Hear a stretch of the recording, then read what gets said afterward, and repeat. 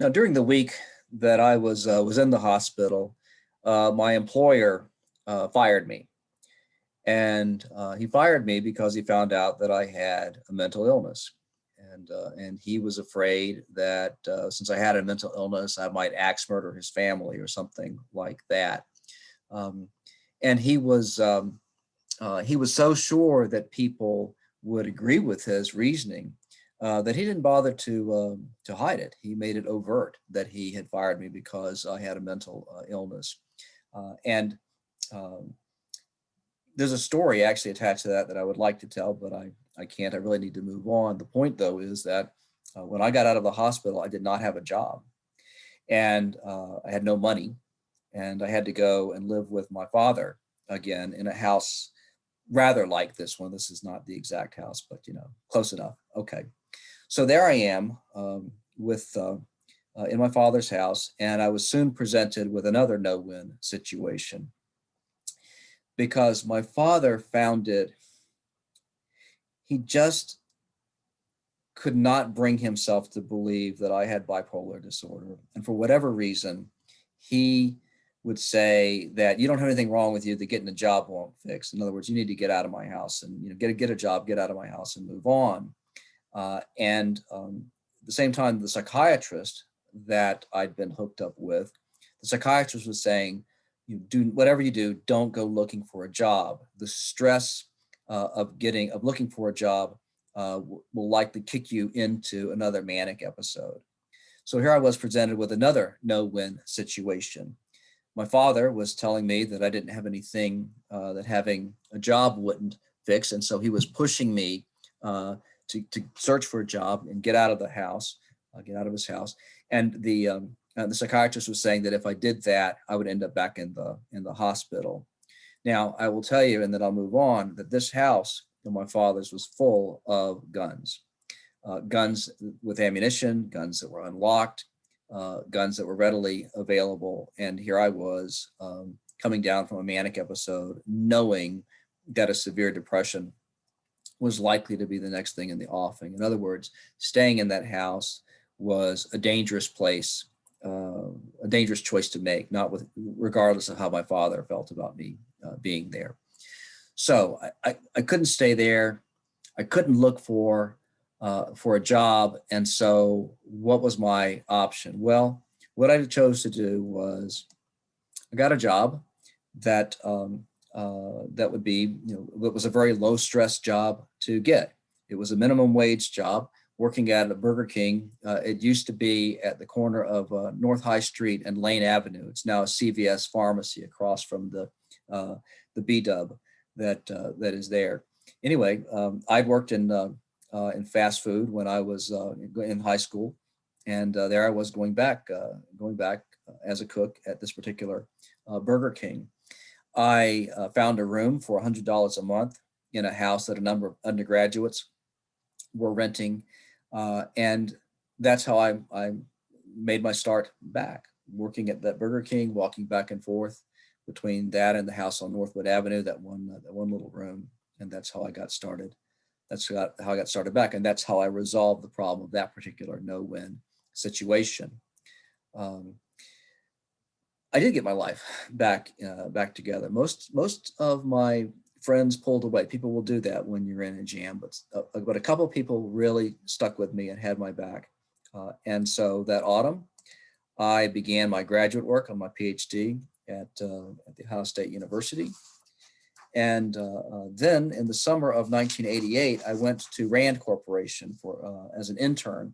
And Rand Corporation will come back into this presentation at a later point. It is the location of a think tank, probably the sort of the quintessential American think tank.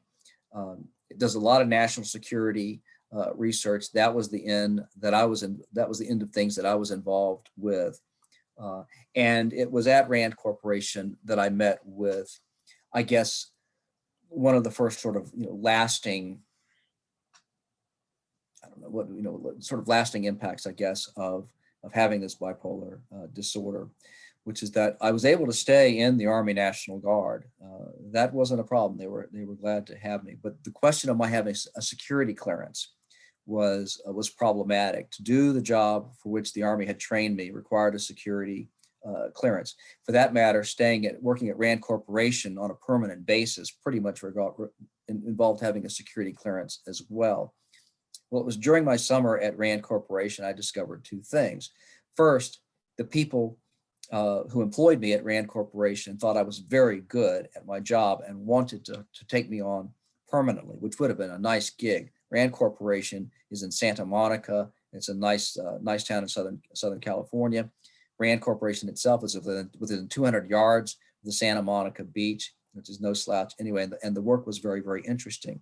But while I was at Rand Corporation, I got the results of an interview that I had with an Air Force psychiatrist at Wright-Patterson Air Force Base. The guys in my National Guard unit held off on submitting the paperwork about my bipolar disorder and the security clearance stuff for as long as they could because I was good at the job that I was doing for them. But they finally had to let it go. I had to go to this Air Force psychiatrist. He talked with me, and by this time I was well embarked on my graduate school career. I had published. I was by this time engaged to be married. My life was really back in very good order. And he said, "I'm really impressed with what you've been able to do, but the fact of the matter is you have bipolar disorder. It means your judgment and your impulse control are, in the nature of the case, open to question. And so I can't give you a security clearance. I just can't, So there's not even a point in having had that interview.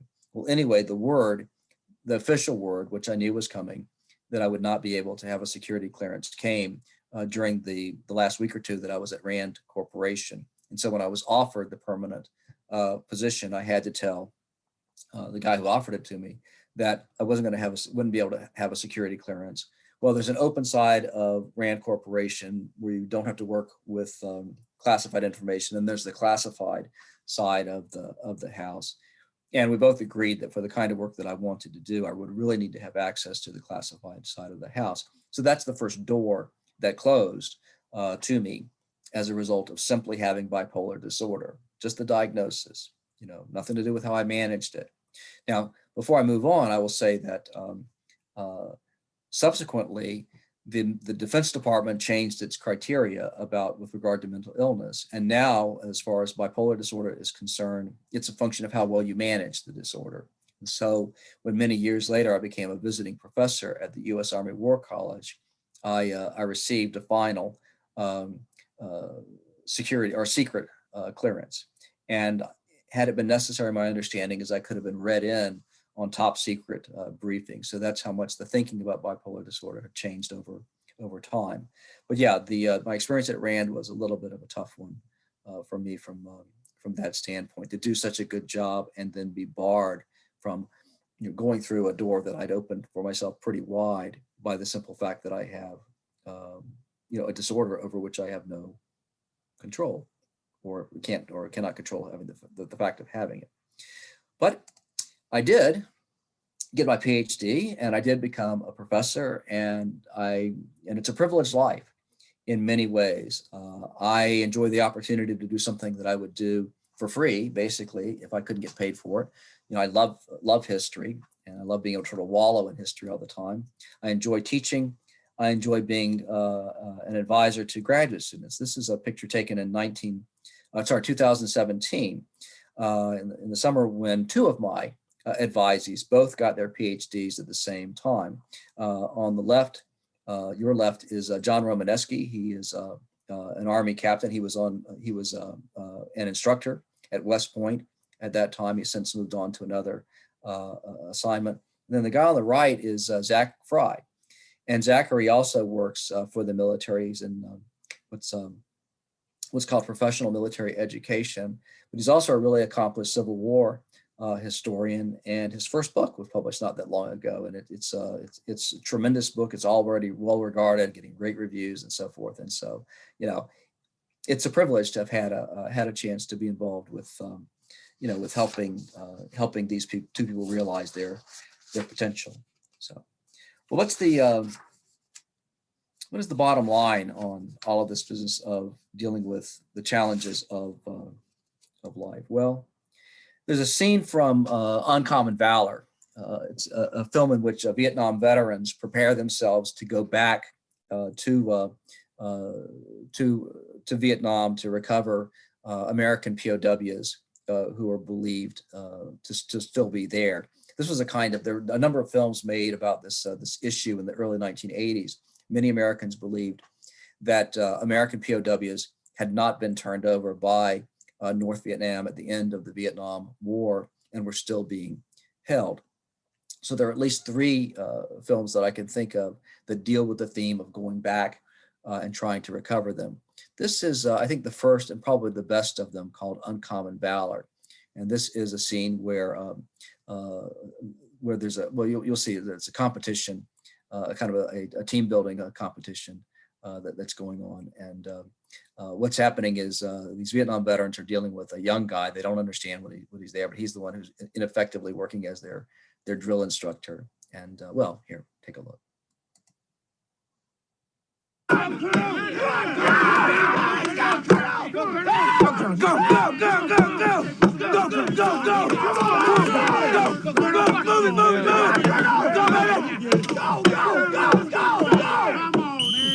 Fucking pimp! Thank you! Lester! Let's go! Lester, go! Come on, man, go! Move it up! There you go, all right! Okay, come on, man. Come on, boy. You ain't nothing. Sailor, take it home. Turkey! Go on. Come on, Scott. Go, Sailor, go. Come on, rookie. All right, come on. Go, Sailor. All right. Hit it!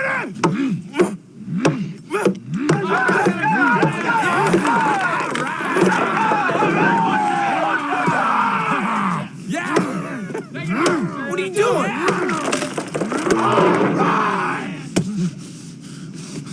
You don't ever quit, boy. Not when it's for real. All right, gentlemen, that's enough. Yeah, and that's the lesson. You don't ever quit. I'm proud of the way that I handled the aftermath of that manic episode and the hospitalization. That first year. I'm proud of the way that I dealt with it. I'm glad that I had help from a few people, but I didn't have help from many people. And every challenge that I've had to deal with since then, I've at least had the resources to deal with it. But that one, I did pretty much on the strength of just knowing that you can't quit and you got to find your way ahead. That's actually a lesson I would say that I learned at Fort Sill too, during Army basic training. I would say that the basic insight that I got was that a soldier deals with the situation even as the situation is dealing with him, and that gets us into a metaphor that I want to look at here: control and coping as command styles. The tendency among people in general, and generals in particular, is to search for a control style of military command. What do I mean by control? Well, in war, commanders seek to obtain an unanswerable advantage. In other words, if war is the realm of chance and probability, as Clausewitz maintains that it is, well, what you want to do is take chance and probability off the table as much as you can, and what you're seeking for is certainty. And so the governing concepts of a control orientation toward command is these governing concepts are mastery and predictability. And in that respect, the control style is analogous to football, especially the ground game. Or as Woody Hayes famously said, and I've heard it attributed to other coaches too, but heck with it, I like to attribute it to Coach Hayes. 3 things can happen when you pass a football, and 2 of them are bad. So when Coach Hayes ran the Buckeyes back in the day, a common slogan among Buckeye fans was 3 yards in a cloud of dust. So we're talking about it. What they were alluding to was the emphasis placed on the ground game. So that's a control orientation, but a coping orientation is superior. And what does that involve? Well, in war, the enemy systematically tries to thwart you. And so control is thus very difficult to achieve. And so what you have to do then is to shape both positive and negative developments toward a desired goal. And this is analogous to fluid games like basketball and soccer, but especially the martial arts.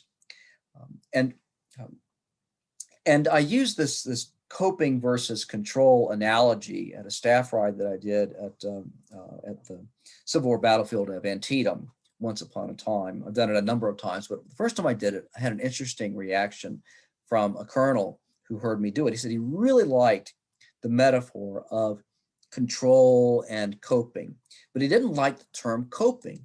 He said coping sounded feminine to him. And I went back and I talked to a colleague of mine, Alan Byerson, to whom I owe this coping versus control analogy. And I said, Alan, this colonel liked everything about the analogy, except he didn't like the term coping. And Alan responded, exactly. In a male-dominated society, women historically have had less overt control and have achieved their desired outcomes largely through coping strategies, which is to say, shaping both positive and negative developments toward the goal that they want. Now, in terms of the American Civil War, there are a lot of examples one can look at in terms of these two styles of generalship.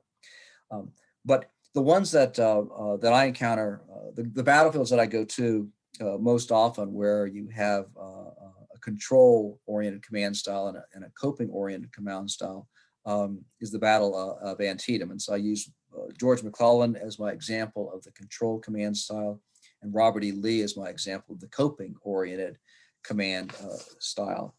But the best place for you to see how this coping versus control style played out is not the Battle of Antietam, but rather the 7 Days battles in the early summer of 1862. The Civil War at this point had been underway for a little bit over a year, and General George B. McClellan had taken the main Union Army, the Army of the Potomac, and had gotten within 5 miles of Richmond, Virginia, the Confederate capital. And in a battle just about a month before the 7 Days battles that I'm going to talk about, the Confederate commander defending Richmond, a guy named Joe Johnston, was very seriously wounded and had to be replaced. And President Jefferson Davis replaced him with the person who was then his military advisor, Robert E. Lee. And Robert E. Lee realized that if he continued to fight on the defensive, if they continued to fight on the defensive, the Confederates were going to lose Richmond. And that if they had a chance of saving Richmond, he was going to have to assume the offensive and counterattack McClellan and do it with actually a smaller number of troops than what McClellan had. So we talk about, what Clausewitz says, in war, the best strategy is always to be very strong, first in general and then at the decisive point. Well, Lee couldn't be very strong in general, but he could be very strong at the decisive point. He tried to concentrate most of his forces against a smaller force of the enemy, and that is how he ran his counteroffensive. Now, what is striking about the 7 Days battles that ensued? The first main battle occurs on June 6th, the Battle of Mechanicsville, and if you look at the upper center, you'll see that it's the one that says June 26th. The box that says June 26th. That actually results in a Union victory. Well, that's a bad outcome, but Lee worked off of it, and the next day rearranged the situation accordingly. The next day fought a second battle, the Battle of Gaines Mill, several miles east of the first battle. That was a Confederate victory, but it was the only victory of the entire 7 days. 2 days later, there was another battle, the Battle of Savages Station. It was inconclusive, but things were already in motion the way that Lee wanted them, because his rival McClellan, who had a control orientation toward things, was thinking in terms of, essentially he's thinking about how not to lose this battle.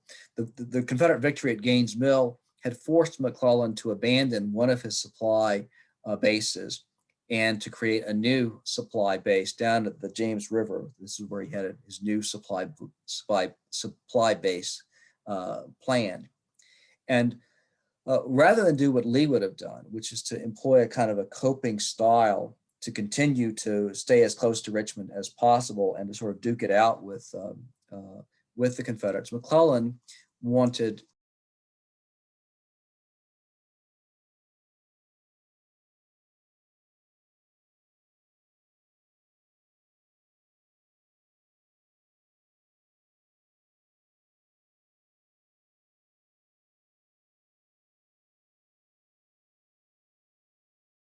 could continue his attack on Richmond. No, he withdrew again. And there was another battle, also inconclusive, the next day.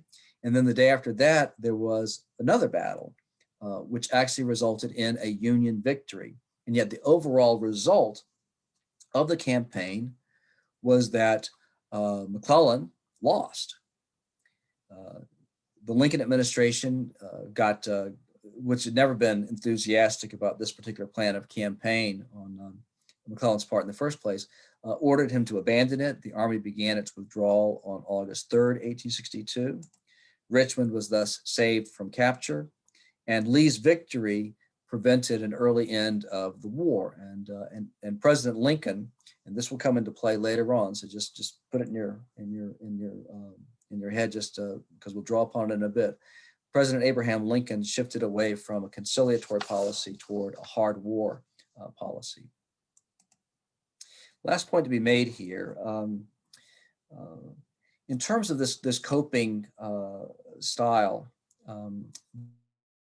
striking about it to me, something that Lee said that has kind of stayed with me, both in terms of my personal life as well as my professional life, and it is this.